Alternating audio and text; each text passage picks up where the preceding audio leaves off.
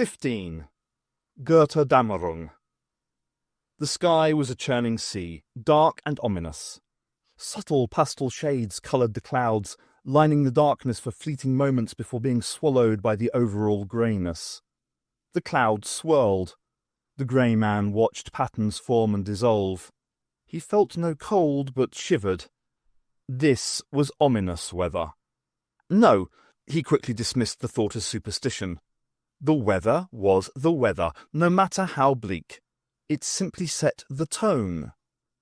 The grey man considered this wearily before starting the journey to the house. He was in no hurry. He did not relish this moment. His path led either to death or compromise. He wasn't certain which would be worse.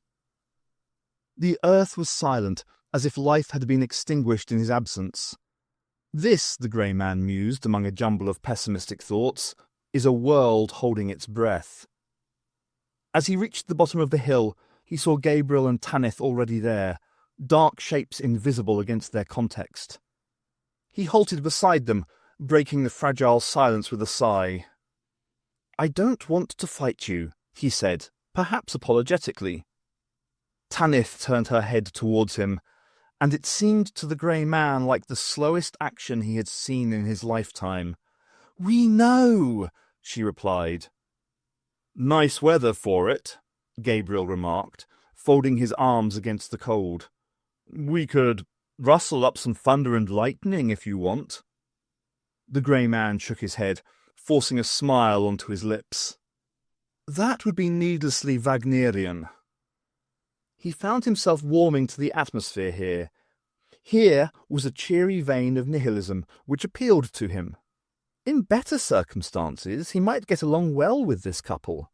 "But appropriate," Gabriel continued languidly. "There were 3 people here, and none of them were in a hurry." Götterdämmerung. "Twilight of the gods," the grey man said, almost to himself. "Or dawn of the gods. It depends." Tanith was as listless as her partner. "On the translation." "Tell me again." The grey man caught the prevailing mood with a bland monotone tempered by a wry smile. "Which of us here rank as gods?" Tanith giggled. Gabriel shrugged. "There's no point to this," Gabriel said softly. "Does there have to be?" "Yeah," Tanith grinned. "You've come to display your moral superiority to us by beating us into bloody pulps." "You are threatening the structure of things," the grey man said, realizing how unnatural this must sound from his lips. "Eroding the balance of time and space. With regret, I must put an end to you." Gabriel snorted. The grey man blushed and pulled his head away, deeply aware of his hypocrisy. There was nothing more to be said. The grey man turned his back on his enemy. He supposed he should call them that, and climbed back up to the top of the hill. And when they were up, he said to himself, they were up. He turned to take up a vigil over the house. It was a stark shape beneath him, black as death, devoid of light. Only its outline hinted at the monstrous majesty of the architecture. It was a solid black anchor against the turbulent sky. Gabriel and Tanith had made it derelict, uninhabitable, a place tainted with their pure negativity. The grey man tried to harden his heart for the fight, but found it difficult. His wait did not last. Barely a minute had passed before they appeared. They were levitating, rising smoothly upwards to hang in the air above him. Their outlines were jagged shapes cut into the sides of clouds. The grey man breathed heavily before stepping off the hillside to join them in the sky. A gulf of air separated them, physically empty, but filled with crackling anticipation. 3 inhuman things in human shapes wheeled slowly round the sky. The man sensed that Gabriel and Tanith were waiting for him to make his move, that he would have to strike first. It occurred to him that this was how their minds worked, by reacting to others. He let the thought go. Time slipped. The grey man hung in the sky. Orange light danced on the canopy of clouds. A sickly sweet perfume filled the air. Accompanying the smell was the sound, a low howl that spread out across the land and silenced the world. Time and memory were brief patterns cutting in and out of darkness in a random manner. There was nothing stable, no references. Memories had been plucked from his mind and stretched wafer-thin over wide frames. Each became a world in itself. Perhaps this was memory in its purest state. Gabriel and Tanith. At some point they must have re-engineered the state of his mind or the flow of time. A dangerous ruse, but an effective one, requiring more imagination than he would have granted them.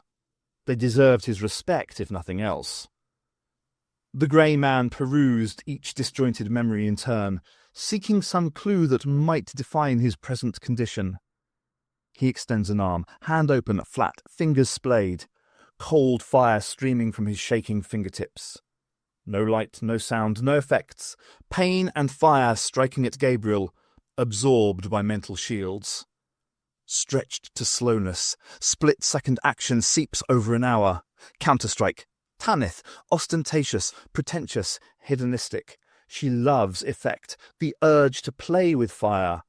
Her attack is a light show. She weaves a spiral web of energy from the sky. The grey man cannot dodge its complexity. Even as he clicks his tongue to disapprove of her display, it snares him. Pain. Fire crackles through nerveways. Energies are exchanged. Blink of an eye bursts of sound and fury. Without subtlety, without imagination, without irony. The grey man hears snatches of intermittent internal conversation carried on the wind. Gabriel, dark, brooding, stylish, seeing the world from behind a veil of shadows, a lover of many things, though never for more than a minute. Tanith, thoughts on a string, a love for beautiful shiny things. Dicewoman, precious and vain, dancing in the light, a lover of pain. They hate him. Endgame. Up until now, the grey man has been playing with this couple. He grows weary. Memories. His city, his cathedral. Professor Summerfield. The crude faces of the Mandelbrot set. A friend he would never see again. The first world, the world on which he learned despair. He steps into the path of the attack. Power surge rippling through his mind and body. The grey man hurls back his head and screams. The scream is silent, but it echoes. It rolls through the sky, reverberating across the surface of this world and 1,000 others. Children shiver in fear of imaginary horrors. Believers make the relevant symbolic gestures against evil. Sleepers thrash in fits of night terror. The animals and the demented and the poets howl out their inner rage. Something old and powerful is dying. In the eye of pain, the grey man is rational. His body smoulders and explodes. Tongues of flame, insubstantial streams of colour and heat, lick hungrily at his limbs and torso. His hair burns, his skin sizzles, his clothes grow black in the inferno.